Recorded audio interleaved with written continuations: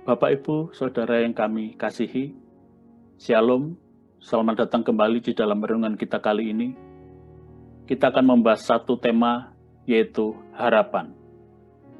Sebelumnya kita sudah membahas tentang bersyukur, dan kita akan melanjutkannya di dalam satu tema yang menarik ini. Bapak, Ibu, Saudara masing-masing dari kita pasti punya harapan. Dari yang paling kecil misalnya, kita berharap untuk tim sepak bola favorit kita memenangkan pertandingan sore ini. Murid-murid yang berharap untuk mendapatkan nilai yang baik di dalam ujian sekolah, karyawan yang berharap mendapatkan promosi, kenaikan pangkat dan gaji, bisnismen yang berharap untuk mendapatkan kenaikan customer sehingga usaha mereka bisa bangkit atau malah naik kembali, sampai kepada harapan yang terkait dengan hidup dan mati. Saat kita sakit dalam kondisi yang kritis, maka seringkali harapan untuk bertahan hidup terlihat sangat nyata di depan mata kita. Ada sebuah kapal bernama Endurance di tahun 1915. Mereka berlayar di kutub Antartika dan mereka terjebak di dataran es dan kemudian kapal itu pecah. Mereka terpaksa harus keluar, masuk ke dalam 3 sekoci kecil, terombang-ambing di laut, dan akhirnya mereka terdampar di sebuah pulau kecil bernama Elephant Island atau Pulau Gajah. Pulau itu tidak berpenghuni, jauh dari jalur pelayaran normal, sehingga sangat kecil kemungkinan kapal lain bisa menemukan posisi mereka. Tapi mereka punya satu harapan. Dan akhirnya, 1,5 tahun setelahnya, di bulan April tahun 1916, satu sekoci kecil yang dipimpin oleh Ernest Shackleton beserta 5 orang lainnya berlayar keluar mencoba untuk mencari bantuan. Pulau yang terdekat, sayangnya, berjarak 1.300 km dari tempat itu, sehingga itu terasa seperti misi bunuh diri. Sangat mustahil untuk mereka bisa mencapai jarak sejauh itu dengan kondisi selamat dari sekoci kecil. Tapi 4 bulan kemudian, ada sebuah kapal yang mendekati Pulau Gajah, Elephant Island. Dan Ernest Shackleton keluar menjemput para anak buah yang lain masuk ke dalam kapal itu, sehingga mereka bisa diselamatkan. Satu pertanyaan yang ditanyakan oleh reporter kepada mereka, kenapa mereka bisa bertahan hidup selama berbulan-bulan? Mereka menjawab, karena mereka punya satu harapan, bahwa Ernest Shackleton akan kembali dan menjemput mereka. Itulah arti dari sebuah harapan, dan itu yang akan kita pelajari pada kali ini. Sebelumnya, marilah kita membaca satu perikop, yaitu Roma 8 ayat 18-30. Sebab aku yakin bahwa penderitaan zaman sekarang ini tidak dapat dibandingkan dengan kemuliaan yang akan dinyatakan kepada kita. Sebab dengan sangat rindu, seluruh makhluk menantikan saat anak-anak Allah dinyatakan. Karena seluruh makhluk telah ditaklukkan kepada kesia-siaan, bukan oleh kehendaknya sendiri, tetapi oleh kehendak Dia yang telah menaklukkannya. Tetapi dalam pengharapan, karena makhluk itu sendiri juga akan dimerdekakan dari perbudakan, kebinasaan, dan masuk ke dalam kemerdekaan, kemuliaan anak-anak Allah. Sebab kita tahu bahwa sampai sekarang, segala makhluk sama-sama mengeluh dan sama-sama merasa sakit bersalin. Dan bukan hanya mereka saja, tetapi kita yang telah menerima karunia sulung roh, kita juga mengeluh dalam hati kita sambil menantikan pengangkatan sebagai anak, yaitu pembebasan tubuh kita. Sebab kita diselamatkan dalam pengharapan, tetapi pengharapan yang dilihat bukan pengharapan lagi, sebab bagaimana orang masih mengharapkan apa yang dilihatnya. Tetapi jika kita mengharapkan apa yang tidak kita lihat, kita menantikannya dengan tekun. Demikian juga, Roh membantu kita dalam kelemahan kita, sebab kita tidak tahu bagaimana sebenarnya harus berdoa. Tetapi Roh sendiri berdoa untuk kita, kepada Allah dengan keluhan-keluhan yang tidak terucapkan. Dan Allah yang menyelidiki hati nurani, mengetahui maksud Roh itu, yaitu bahwa Ia sesuai dengan kehendak Allah, berdoa untuk orang-orang kudus. Kita tahu sekarang bahwa Allah turut bekerja dalam segala sesuatu untuk mendatangkan kebaikan bagi mereka yang mengasihi Dia, yaitu bagi mereka yang terpanggil sesuai dengan rencana Allah. Sebab semua orang yang dipilihnya dari semula, mereka juga ditentukannya dari semula untuk menjadi serupa dengan gambaran anaknya, supaya ia, anaknya itu, menjadi yang sulung di antara banyak saudara. Dan mereka yang ditentukannya dari semula, mereka itu juga dipanggilnya. Dan mereka yang dipanggilnya, mereka itu juga dibenarkannya. Dan mereka yang dibenarkannya, mereka itu juga dimuliakannya. Bapak, Ibu, Saudara, kita akan melihat konteks dari perikop ini. Kita akan melihat ceritanya. Dari ayat 18 sampai ke 30. Ada 4 fase yang bisa kita lihat. Yang pertama, ayat 18 sampai 23 menyatakan bahwa hidup ini sangat berat. Diawali dengan kejatuhan manusia di dalam dosa, maka dunia ini menjadi terkutuk. Sangat susah untuk bekerja agar bisa hidup. Dan para wanita pun sangat susah untuk bersalin karena merasakan sakit yang luar biasa. Tapi, ada pengharapan luar biasa di dalam Allah. Itu dinyatakan di dalam ayat 24-25. Fase yang kedua menyatakan bahwa ada pengharapan di dalam Allah. Ayat 26-27 dilanjutkan dengan bahwa Roh Kudus membantu manusia dengan memanjatkan doa pada Allah dengan keluhan-keluhan yang tidak terucapkan. Dan Allah mengerti. Diakhiri dengan ayat 28-30 bahwa Allah turut bekerja di dalam segala sesuatu untuk mendatangkan kebaikan bagi mereka yang mengasihi Dia. Sebuah cerita yang luar biasa, diawali dengan penderitaan yang berat oleh manusia, kemudian ada pengharapan luar biasa dari Allah. Dan bahkan Roh Kudus pun membantu manusia yang sedang dalam susah payah itu dengan berdoa untuk keluhan-keluhan yang tak terucapkan kepada Allah. Dan Allah mengerti. Dan diakhiri dengan bahwa Allah turut bekerja secara luar biasa bagi orang-orang yang mengasihi Dia, mendatangkan kebaikan buat kita semua. Satu hal yang harus kita lihat di dalam satu perikop ini yaitu di ayat yang pertama, 18. Bahwa ketika hidup ini sangat berat, satu hal catatan yang dinyatakan dalam Alkitab bahwa penderitaan yang sangat berat yang kita alami saat ini adalah penderitaan yang sebetulnya tidak bisa dibandingkan sama sekali dengan kemuliaan yang akan Allah berikan kepada kita di dalam kekekalan. Ini sama dengan renungan kita pada sebelumnya. Pada sebelumnya kita belajar tentang level bersyukur, dan kita melihat bahwa level 5 bersyukur adalah tentang ini. Yaitu bahwa apa? Walaupun begitu berat penderitaan kita, itu semuanya sementara. Dan akan datang waktunya ketika Yesus datang kedua kali, mengangkat kita masuk di dalam kebahagiaan yang kekal. Dan itu semua akan menghapus semua memori akan sakit, penyakit, susah payah, penderitaan apapun yang kita alami, akan dihapuskan dan digantikan dengan kebahagiaan dalam kekekalan.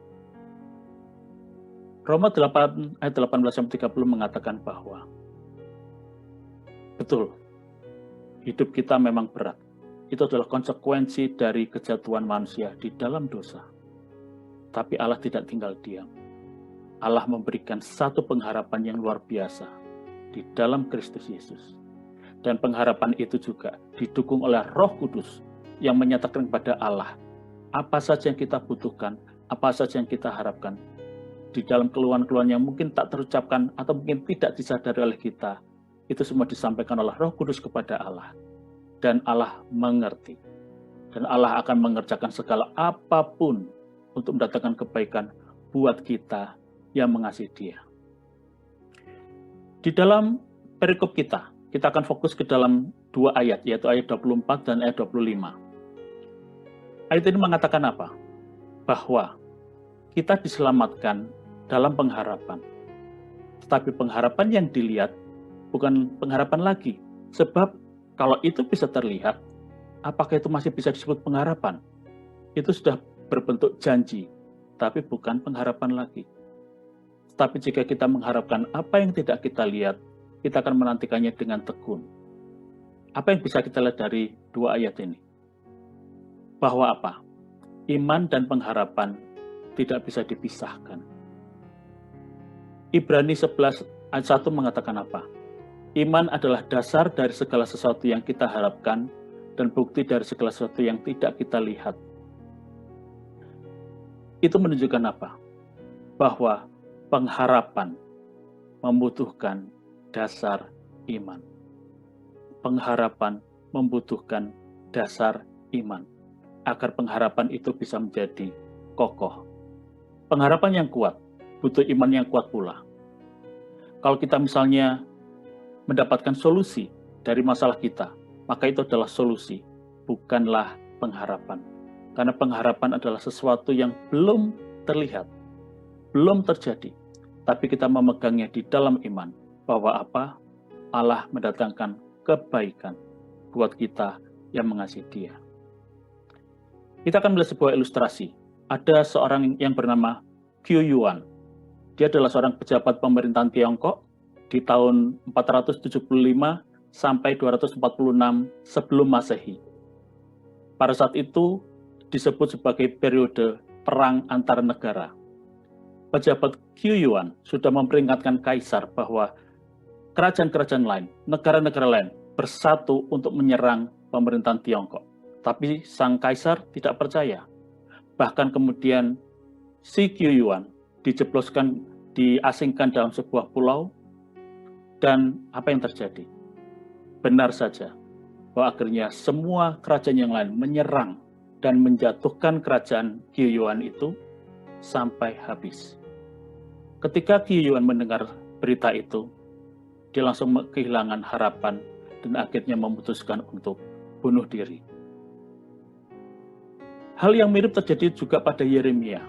Yeremia mengingatkan raja-raja akan begitu banyak hal penderitaan atas kecokakan dan kemudian serangan-serangan dari musuh yang lain. Dan terjadi betul bahwa kerajaan itu dihancurkan. Tapi berbeda dengan Qiu Yuan, Yeremia bertahan di dalam harapan. Yeremia 31 ayat 17 mengatakan, masih ada harapan untuk hari depanmu, demikianlah firman Tuhan. Anak-anak akan kembali ke daerah mereka. Yeremia berpegang pada satu harapan, bahwa saatnya nanti, tidak tahu kapan, tapi saatnya nanti, pasti bahwa semua anak-anak itu akan kembali lagi menjadi satu. Dan karena Yeremia berpegang pada harapan itu, maka Yeremia masih punya harapan untuk bertahan dalam penderitaan. Kita akan melihat, apa sih sebetulnya dasar dari harapan? Ada 3 dasar dari harapan. Yang pertama adalah, Allah tidak dapat berbohong. Kita akan baca Ibrani 6 ayat 17-18. Karena itu, untuk lebih meyakinkan mereka yang berhak menerima janji itu akan kepastian putusannya, Allah telah mengikat dirinya dengan sumpah, supaya oleh 2 kenyataan yang tidak berubah-ubah, tentang mana Allah tidak mungkin berdusta, kita yang mencari perlindungan beroleh dorongan yang kuat untuk menjangkau pengharapan yang terletak di depan kita. Dasar pertama dari sebuah harapan adalah bahwa karena kita punya Allah yang tidak berbohong. Allah tidak dapat berbohong karena Allah tidak bisa menyangkali dirinya sendiri. Allah adalah Allah yang kudus, Allah yang suci, Allah yang tidak mungkin melakukan sebuah hal yang buruk, dan Allah yang tidak akan pernah bisa berbohong. Kenapa? Karena dirinya sendiri adalah kudus. Dan karena kita tahu bahwa kita punya Allah yang tidak bisa berbohong, Allah yang menjamin dan akan memegang janji setianya kepada kita, maka itu bisa memberikan dorongan buat kita untuk mencapai pengharapan di masa depan. Karena kita tahu, sekali lagi, Allah bekerja untuk mendatangkan kebaikan buat kita yang mengasihinya. Dasar yang kedua adalah karena Allah lebih besar dari apapun. 1 Korintus 4 ayat 4 mengatakan, kamu berasal dari Allah, anak-anakku, dan kamu telah mengalahkan nabi-nabi palsu itu. Sebab roh yang ada di dalam kamu lebih besar daripada roh yang ada di dalam dunia. Dasar yang kedua adalah apa? Karena Allah lebih besar dari apapun. Dan roh yang di dalam diri kita lebih besar dari roh apapun. Dan akhirnya kita bisa berkata, hai masalah, di manakah sengatmu? Allahku yang ada dalam aku lebih besar dari semua masalah. Kolose 1 ayat 16 mengatakan, karena di dalam Dialah telah diciptakan segala sesuatu yang ada di surga dan yang ada di bumi, yang kelihatan dan yang tidak kelihatan, baik singgasana maupun kerajaan, baik pemerintah maupun penguasa, segala sesuatu diciptakan oleh Dia dan untuk Dia. Ayat ini mengatakan apa? Yesus lebih besar dari semuanya. Karena di dalam Dialah semua ciptaan itu ada. Di dalam Dialah semua izin, semua kondisi, semua apapun itu bisa terjadi ketika Yesus di dalam Allah mengizinkan itu. Yesus lebih besar dari semuanya. Dan Yesus itu adalah Allah yang menyelamatkan kita. Maka kita punya alasan untuk bisa bertahan. Dan dasar dari harapan yang ketiga adalah karena Allah tidak segan-segan di dalam menolong kita. Roma 8 ayat 32 mengatakan, Ia yang tidak menyayangkan anaknya sendiri, tetapi yang menyerahkannya bagi kita semua. Bagaimanakah mungkin Ia tidak mengaruniakan segala sesuatu kepada kita bersama-sama dengan Dia? Kita lihat ketika Yesus yang di dalam pembahasan sebelumnya adalah paling besar dari apapun. Yesus yang menjadi anak tunggal Allah. Dan Allah mengorbankannya demi kita. Apakah tidak dengan gampangnya Allah memberikan apapun yang lain buat kita? Ketika Yesus saja Allah bersedia mengorbankannya, maka Allah dengan sangat mudahnya akan memberikan apapun yang lain buat kita. Asal itu bisa mendatangkan kebaikan buat kita. Dasar yang ketiga menyatakan apa? Kita punya Allah Sang Penyedia. Allah yang tidak akan dengan segan-segan menolong kita di dalam penderitaan kita. Allah yang tidak akan segan-segan bekerja dengan luar biasa mendatangkan kebaikan buat kita. Itu adalah dasar yang ketiga. Jadi 3 dasar ini Allah tidak dapat berbohong. Allah lebih besar dari apapun. Dan Allah yang tidak segan-segan menolong kita. 3 hal ini yang menjadi dasar dari harapan kita. Lalu apa hasil dari harapan itu? Ada 3 hal hasil dari harapan. Yang pertama, bahwa harapan itu melindungi kita. 1 Tesalonika 5 ayat 8 mengatakan, tetapi kita yang adalah orang-orang yang siang, baiklah kita sadar, berbaju sirahkan iman dan kasih, dan berketopongkan pengharapan keselamatan. Kita yang adalah orang-orang siang, baiklah kita sadar, berbaju sirahkan iman dan kasih, dan berketopongkan pengharapan keselamatan. Apa itu ketopong? Kalau baju sirah, semuanya mungkin sudah tahu. Baju sirah adalah semacam baju yang kita pakai yang sangat kuat, terbuat dari besi atau baja, yang bisa menggagalkan tusukan tombak atau senjata ke badan kita. Lalu ketopong apa? Ketopong adalah pelindung kepala dari besi, yang juga biasa dipakai prajurit ketika berperang. Di dalam konteks masa kini, kita bisa mungkin menyamakannya dengan helm, yang melindungi kepala kita dari benturan saat kita berkendara dan terjadi kecelakaan. Pengharapan adalah pelindung. Bersama-sama dengan iman dan kasih, melindungi diri kita. Tapi pengharapan adalah pelindung dari kepala. Yang melindungi apa? Melindungi kita, agar kita bisa tetap waras di dalam menghadapi sebuah penderitaan.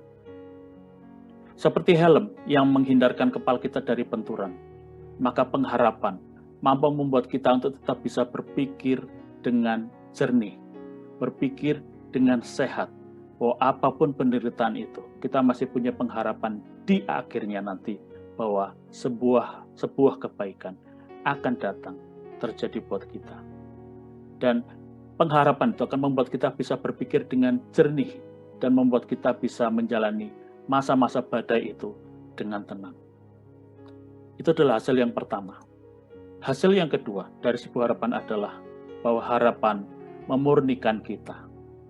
1 Yohanes 3:3 mengatakan, setiap orang yang menaruh pengharapan itu kepadanya menyucikan diri sama seperti Dia yang adalah suci.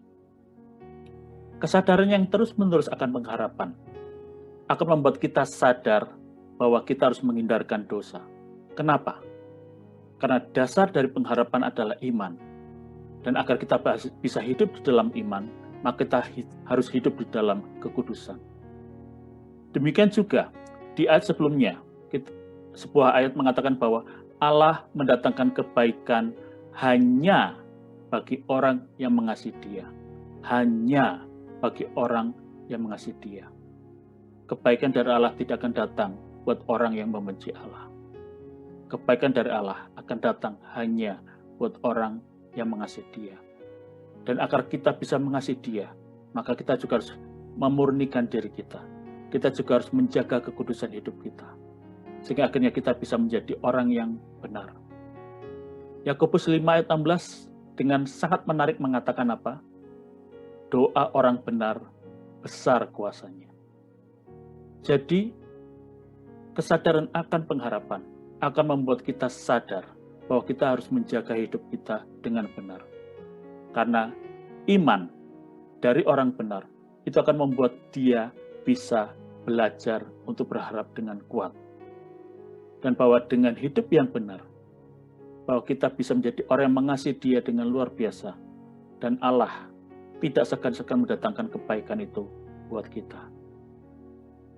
Dan pada akhirnya, doa orang benar, kalau kita menjadi orang yang benar, maka doa kita akan besar kuasanya.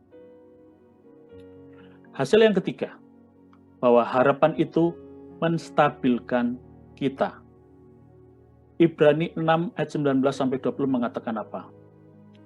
Pengharapan itu adalah sauh yang kuat dan aman bagi jiwa kita yang telah dilabuhkan sampai ke belakang tabir, di mana Yesus telah masuk sebagai perintis bagi kita ketika Ia menurut peraturan Melkisedek menjadi imam besar sampai selama-lamanya.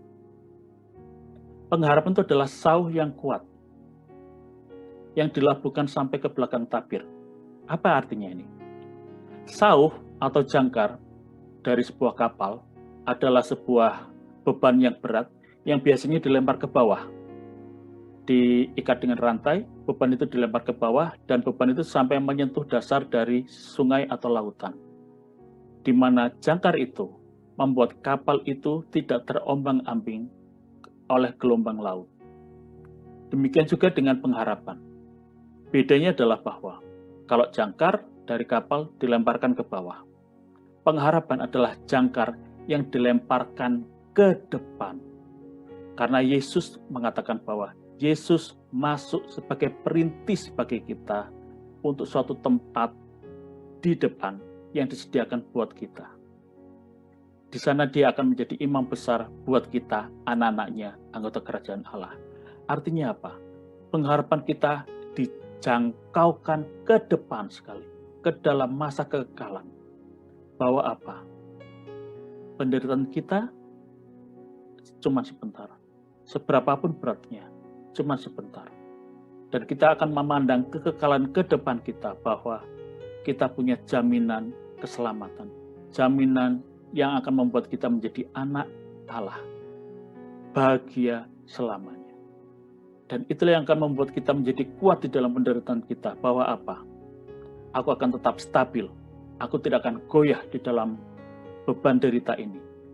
Karena pengharapan ini adalah pengharapan yang menjangkau masa depanku. Semuanya akan beres, semuanya akan selesai, dan bahwa aku, apapun beratnya kehidupan ini, menjadi anak Allah yang bahagia selama-lamanya di akhir nanti. Ini adalah hasil dari pengharapan. Jadi pengharapan hasilnya adalah 3. Bahwa harapan itu melindungi kita. Harapan itu memurnikan kita. Dan harapan itu menstabilkan kita. Bapak dan Ibu, kita ingin bertahan di dalam penderitaan kita, peganglah harapan dengan kuat. Peganglah harapan dengan sangat kuat. Karena apa? Di akhir semuanya ini, Allah mengatakan, Yeremia 29 ayat 11, sebab aku ini mengetahui rancangan-rancangan apa yang ada padaku mengenai kamu. Demikianlah firman Tuhan, yaitu rancangan damai sejahtera dan bukan rancangan kecelakaan, untuk memberikan kepadamu hari depan yang penuh harapan. Tuhan bisa menenangkan badai hidup buat kita. Tapi sebaliknya, Tuhan juga bisa menenangkan kita di dalam badai hidup itu. Peganglah harapan di dalam Tuhan, karena kita tahu bahwa Allah mengerjakan semua kebaikan buat kita yang mengasihi Dia. Dan kebaikan itu dibuat di dalam rancangan-rancangan yang luar biasa dari Allah, yaitu rancangan damai sejahtera, bukan rancangan kecelakaan, tapi rancangan yang luar biasa yang akan memberikan kepada kita hari depan yang penuh pengharapan. Maukah kita untuk tetap berharap di dalam Tuhan? Mari kita berdoa. Allah Bapa yang kami sembah, kami puja, inilah kami ya Allah. Kami mau belajar untuk berharap kepada Engkau saja ya Allah. Satu-satunya jangkar di dalam hidup kami, yang akan memberikan kami kestabilan, memberikan kami kekuatan. Pimpin kami ya Bapa, walaupun di dalam masa yang sangat susah sekalipun, agar kami tetap bisa belajar untuk percaya kepada Engkau, punya iman yang kuat di dalam Engkau, sehingga kami bisa punya pengharapan yang juga luar biasa kuat di dalam Engkau. Pengharapan yang akan menuntun kami di dalam masa-masa susah ini, sehingga kami bisa mencapai garis akhir nanti dengan sebagai pemenang. Pimpin kami Allah, sertai kami. Kami tahu bahwa hidup kami adalah hidup yang begitu banyak masalah. Ada mungkin banyak masalah di dalam secara finansial, masalah keluarga kami, masalah studi anak-anak, masalah apapun, kesehatan juga, kami percaya dan kami mau menyatakan semuanya itu di dalam Engkau saja ya Allah. Bapak, Ibu, Saudara, saat ini pula, angkatlah suaramu, nyatakan kepada Allah. Nyatakan kepada Allah. Saya ajak untuk Bapak, Ibu, Saudara, mengangkat tangan, tengadahkan kepala ke atas, dan panjatkanlah segala apapun yang engkau rasakan, apapun yang engkau alami, apapun yang engkau pikirkan, semua nyatakan kepada Allah saat ini juga, dan belajarlah di dalam iman untuk percaya kepada Allah, dan engkau akan mempunyai semua pengharapan yang dibutuhkan untuk menjadi pemenang. Percayalah kepada Allah, percayalah kepada Allah, bahwa Allah mendatangkan semua kebaikan buat kita yang mengasihi Dia, dalam bentuk rancangan-rancangan yang luar biasa, rancangan hari depan yang penuh kemenangan. Bapak, Ibu, Saudara, percayalah kepada Allah. Inilah kami ya Allah, yang mempercayai kepada Engkau, yang menyerahkan hidup kami sepenuhnya kepada Engkau ya Allah. Pimpin kami untuk menjadi anak-Mu yang kuat di dalam Engkau, anak-Mu yang punya iman yang kuat di dalam Engkau. Terima kasih Allah, ajar kami selepas jam ini, untuk kami memulai hidup yang baru, menjadi seorang pemenang yang punya pengharapan yang luar biasa di dalam Engkau. Terima kasih ya Tuhan, di dalam nama Tuhan Yesus Kristus kami berdoa dan mengucap syukur. Haleluya. Amin.